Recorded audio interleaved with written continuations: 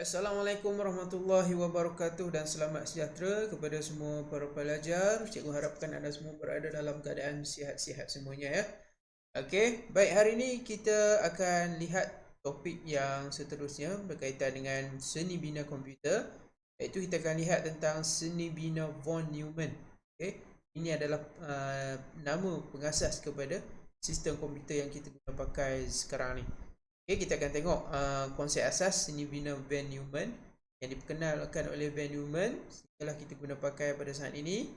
Okay, kalau kita lihat gambar ajar dekat sini pun, bagaimana kita lihat komputer yang kita gunakan zaman sekarang ni diguna pakai. Okay, so topik kita hari ini adalah 1.2.2 menerangkan konsep asas seni bina von Neumann. Okay, von Neumann, siapakah von Neumann? Ini rupa dia. Ini adalah von Neumann, okay, John von Neumann. Kita nak tengok kita seni bina von Neumann yang diciptakan oleh beliau. Okay, pada tahun 1945, John von Neumann mendapat idea mencipta kaedah untuk menyimpan atur cara komputer dalam sistem komputer. Okay, atur cara dan data tu disimpan dalam ingatan dan digerakkan dari unit ingatan kepada pemproses. Okay, tiga komponen utama dalam seni bina von Neumann ialah CPU, ingatan dan juga peranti input dan peranti output. Ingat, ada tiga komponen utama dia dalam seni bina von Neumann. CPU, okay, CPU. Ini yang pertama, CPU. Yang kedua adalah ingatan. Dan yang ketiga adalah peranti input dan peranti output.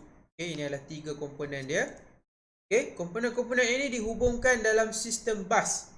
Okay, bukan bus sekolah, bukan bus Maraliner, bukan bus cepat express ke apa, bukan. Dia sistem, dipanggil sistem bus dalam sistem komputer itu. Okay, ini disebut sebagai sistem von Neumann. Okay, structure dia. Okay, ini adalah structure sistem von Neumann. Kita ada memori, kita ada control unit di bahagian processor, di bahagian arithmetic logic unit ataupun kita kenali sebagai ALU, ALU. Dan ini adalah input dan juga output. Input tu biasa kita akan gunakan peranti-peranti input untuk kita hubungkan kepada komputer kita. Contohnya kalau kita nak menaik, kita perlukan keyboard. Okay, kita nak gerak-gerakkan mouse ni, saya gerak-gerakkan mouse ni perlukan ini juga dipanggil sebagai peranti input. Dipanggil sebagai mouse. Peranti output, apa yang kamu lihat, apa yang kamu nampak yang saya tengah berada di hadapan kacamata anda ini, ini adalah hasil daripada output yang keluar hasil daripada rakaman menggunakan laptop. Okay, dan kamu boleh tayang, boleh tengok kat LCD boleh nampak. Okay, tengok dekat smartphone kamu boleh nampak. Okay, asalkan kamu jangan lupa, okay, jangan kamu tak ingat dan nak dapatkan nota-nota bahan-bahan terkini daripada, jangan lupa tekan butang subscribe dan juga butang like dan juga butang notification sebelah dia, supaya maklumat-maklumat nota-nota terbaru yang saya berikan berkaitan dengan topik sains komputer dan juga ASK, kamu dapat dengan cepat. Okay, kamu tidak ketinggalan apa yang ilmu-ilmu yang cuba saya sampaikan kepada anda. Okay, baik. Ini dalam strategi orang putih ni, kalau Melayu kita macam ni lah. Okay, kita ada unit input dan juga output. Okay, kita ada monitor, keyboard, mouse. Kemudian kita ada bahagian controller dia, bahagian CPU dia. Okay, dalam CPU ni ada unit daftar, unit pemrosesan pusat, kita ada CPU. Dalam CPU kita ada daftar, unit kawalan, unit arithmetic dan logik, dan juga kita ada ingatan utama RAM. Okay, ingatan utama. Okay, saling berhubung antara satu sama lain untuk melengkapi sistem ini supaya ia dapat melaksanakan tugasan yang diamanahkan, yang diberikan oleh manusia kepada komputer itu, dapat melaksanakan tugasan kita dengan baik.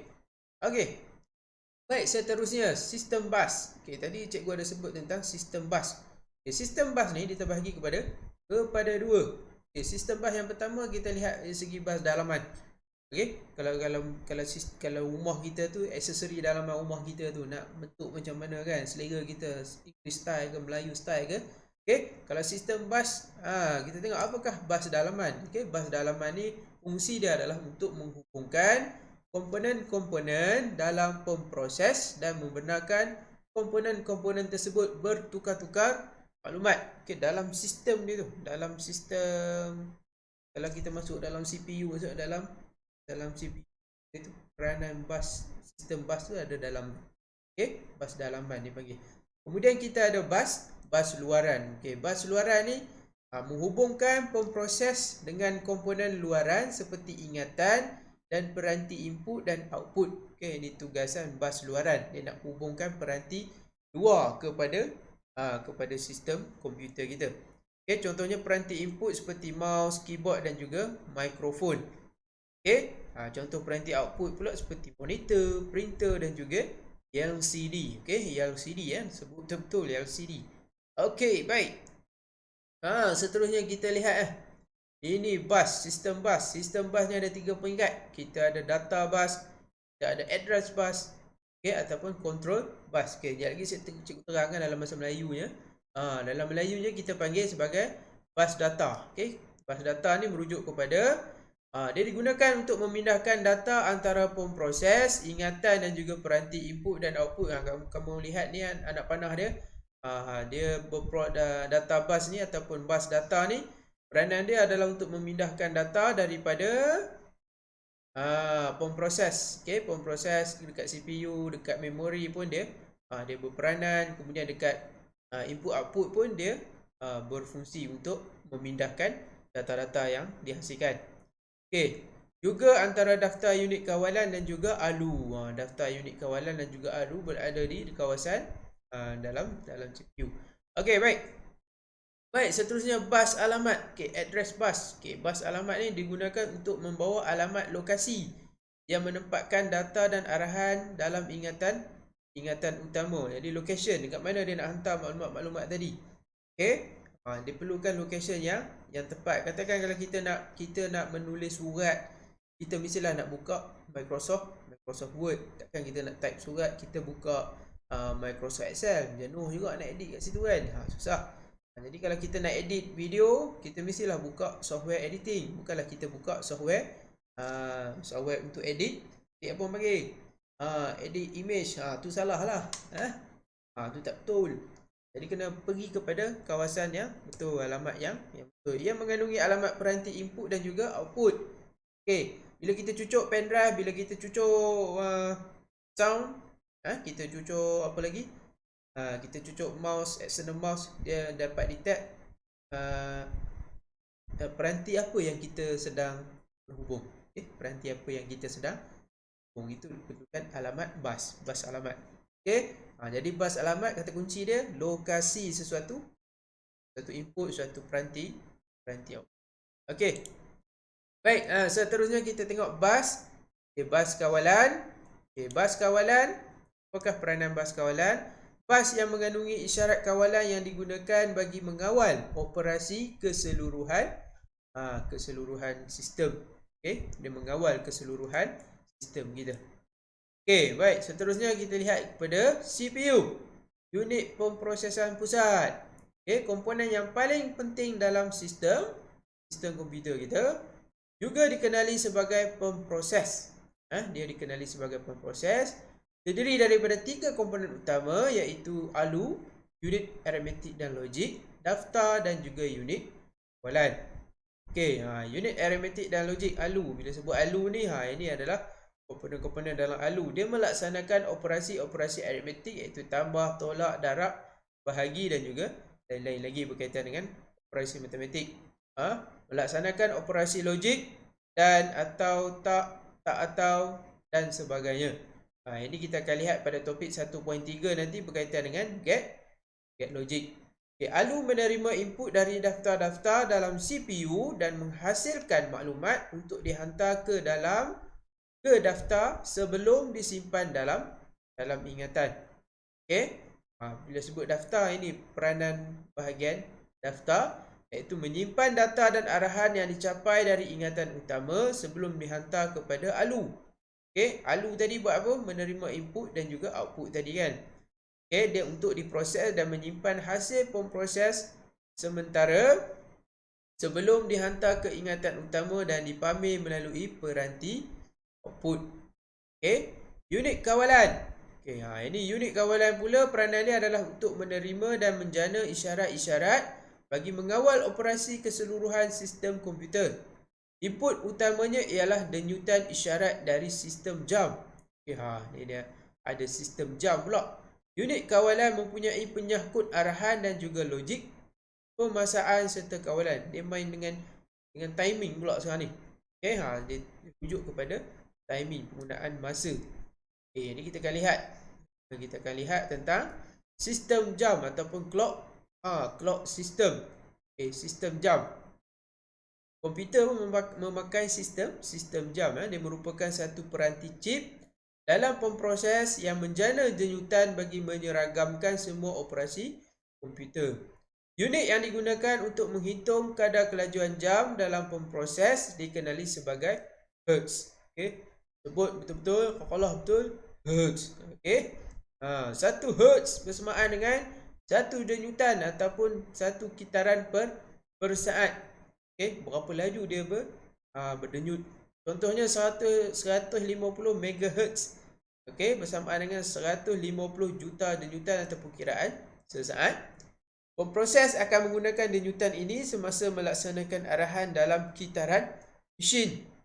Dia perlu laju sebab komputer ni dia hanya faham 2 nombor saja kan. Dia faham nombor 1 dan juga nombor 0. Susunan digit 1 dan 0 tu perlulah disusun dengan kadar segera dengan kadar laju. Okey, supaya komputer dapat baca dengan tepat, cepat, dia memang gembung. Okey. Dan satu arahan memerlukan 1 kitaran mesin untuk dilaksanakan. Okey. Dia perlu 1 kitaran mesin saja, dia tak boleh banyak-banyak, nanti dia jam. Okey, ibarat naik kapal ada banyak nakhoda, kena ada 1 saja nakhoda kapal supaya kapal dapat berlayar dengan betul ya. Okey, baik. Dengan itu lebih tinggi kelajuan hertz, lebih lajulah komputer tersebut. Okey, ni tips nak beli komputer ni, kita tengok dari segi gigahertz dia berapa. Okey, berapa hertz dia kelajuan, lebih lagi laju lagi power lah komputer tu. Okey, ini adalah unit of clock speed measurement. Okey, 1 hertz bersamaan dengan 1 cycle bahagi dengan 1 second. 1 megahertz 1 juta cycle bahagi dengan 1 second. 1 gigahertz bersamaan dengan 1,000 juta cycle bahagi dengan 1 second. Ataupun 1 gigahertz bersamaan dengan 1000 megahertz. Kalau dalam unit data tu 1 gig bersamaan dengan 1000 megabyte. Sama lah. Sama kadar pengiraan unit dia, tapi unit dia belakang tu lain, hertz. Okey, kadar kelajuan kita gunakan unit hertz. Okey, baik. Ini apakah kepentingannya kelajuan panggil clock speed tadi? Okey, ini dalam chip komputer kita. Okey, factor affecting CPU performance. Okey, dalam komputer kita tu kita perlu, dia ada ni. Nampak bintik-bintik banyak ni.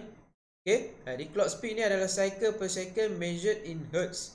Okey, cache size super fast working memory. Okey, ni adalah cache size super fast working memory. Kat sini ya, otak dia lebih kurang macam otak dia yang berperanan untuk pastikan kadar kelajuan komputer kita. Okey, number of core, the number of duplicate processor linked together on a single chip. Dia berhubung antara satu sama lain. Kata kita beli komputer tu kan ada prosesor dia, core apa semua tu. Panggil kat sini lah dalam ni. Okey, dan satu tips untuk beli komputer, kamu kena tengok berapakah prosesor tu punya kelajuan. Okey, a fastest clock speed can enable a processor to execute instruction more quickly. Okey, semakin tinggi prosesor tu, maksudnya komputer tu dapat bergerak membaca dengan lebih cepat. Okey, jadi pilih nak pilih laptop, nak beli laptop ataupun komputer, tengok dia punya prosesor. Lagi laju, lagi power lah. Okey, lagi power, lagi tak untuk gunakan. Okey, bila kita nak bandingkan harga laptop antara dua harga, kita nak tengok pula prosesor dia, yang mana yang power. Okey, itu antara tip-tip yang boleh digunakan pakai untuk anda beli laptop anda. Okey, untuk penggunaan masa depan. Okey, baik. Sampai di sini saja untuk kelas kita pada hari ini berkaitan dengan 1.2.2. Sini bina Van Neumann. Okey. Sampai jumpa lagi untuk next class. Assalamualaikum warahmatullahi wabarakatuh dan selamat sejahtera.